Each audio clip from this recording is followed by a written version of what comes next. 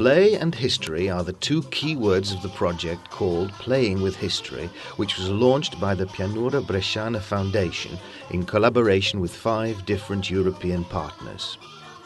It was co-financed by the European Commission within the framework of the Culture 2000 programme. The aim of this transnational initiative is to help people rediscover the traditional games which were once commonly played. The project was based around this idea since the Palazzo Cigola Martinoni, headquarters of the foundation, is set to become the regional centre for the appreciation of rural culture and traditional games. The overall objectives of the project are designed to create a European-wide network around the idea of games and traditional pastimes. It is also hoped to increase awareness in young people, encouraging them to rediscover their roots and to make them want to be part of conserving their own history, at the same time as highlighting both the differences and similarities found among the various populations of Europe. Right from the outset, the project was supported by the cultural departments of the regional government of Lombardy and the provincial council of Brescia. And in all the places taking part, school teachers and their pupils played an active role in the project. Noi abbiamo fatto con gli alunni un'esperienza in cascina e abbiamo spannocchiato, tolto le brattie al grano turco. We took the children off into the old farmhouses and farmyards where we took out the ears of corn and stripped off the leaves. The children learned how to make dolls out of the husks just like people used to do long ago. Some were very simple and some a lot more elaborate, just made out of the common or garden maize. Decorate con I pezzi di stoffa appunto che vi risulta. Tutti I bambini, la descrizione di tutti I momenti del lavoro. All the work done by the children and all their experiences were then written up in this book, which contains their own drawings, describes the way they did their research and recounts their trips into the countryside. Le parti delle illustrazioni.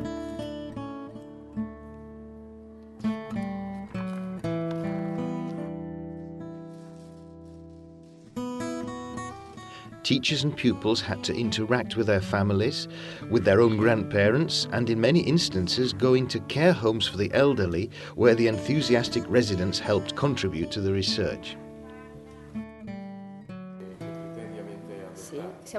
In order to produce this work, we interviewed many elderly people, relatives and acquaintances, local people living in the district. We did a lot of reading about local culture. We got so much useful information from families themselves about the games they used to play, which allowed us to build up the material and put together our project on traditional games.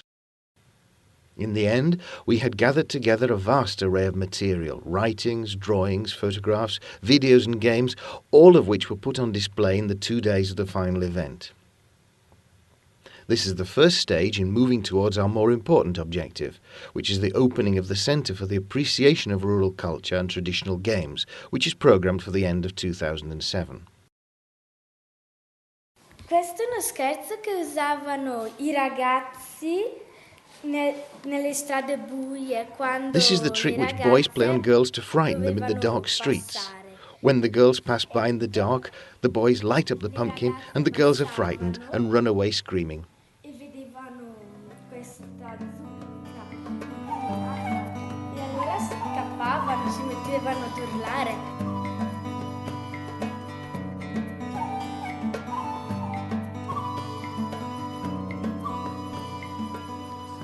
More than 200 old games found in the local area or coming from private collections were put together on display in a public exhibition. 2 delegates from the foundation attended all the events which took place in the other countries of Europe. Learning about life in these very different places proved to be an interesting and rewarding experience.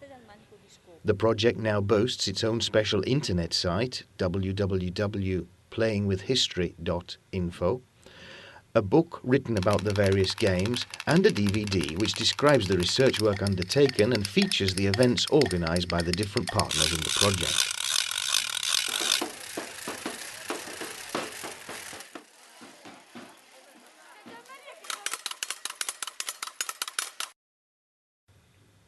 A variety of different workshops were set up in schools to study games. Many of these were very interesting, such as the ones which studied both the significance and the creation of papier-mâché puppets. They were all brought together in a final show featuring expert puppeteers. The jury which chose the best performance was made up of school children who had taken part in the project.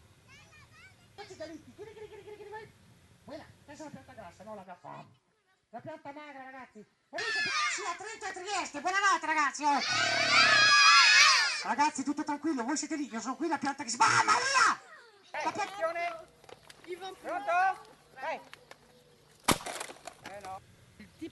Amongst the various activities for children organised by the Foundation as part of the project were a number of workshops on games, like this one conducted by Giorgio Reali of the Academy of Forgotten Games in Milan.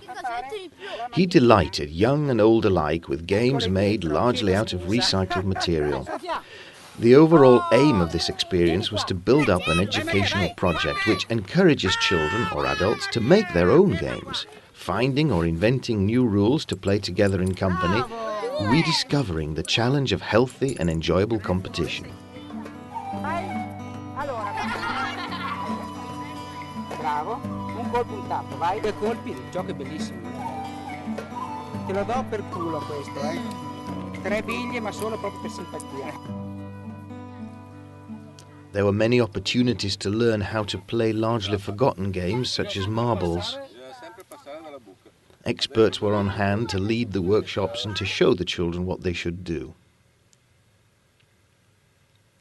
The display of toys and traditional pastimes, complete with models and explanatory panels, attracted the attention of many visitors. There was a great deal of interest in the workshops conducted by journalist Marco Fita, president of the Hermes Cultural Association.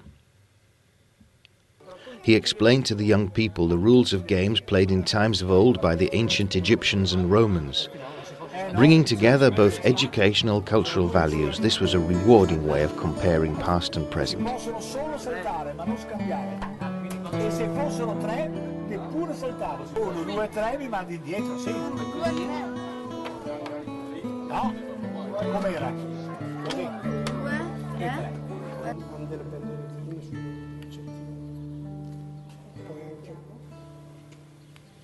In the course of its development, the project involved woodcarver Giuseppe Gambarini in the creation of a number of wooden toys, such as spinning tops, which were made especially for playing with history.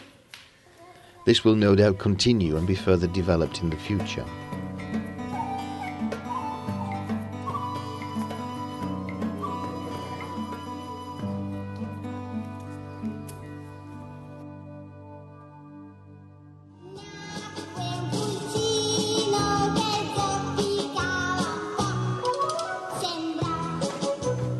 Many children and their teachers who took part in the project were directly involved also in the production of a stage show which presented to a theatre audience the most important aspects of the research work they had done with rhymes, children's songs and games.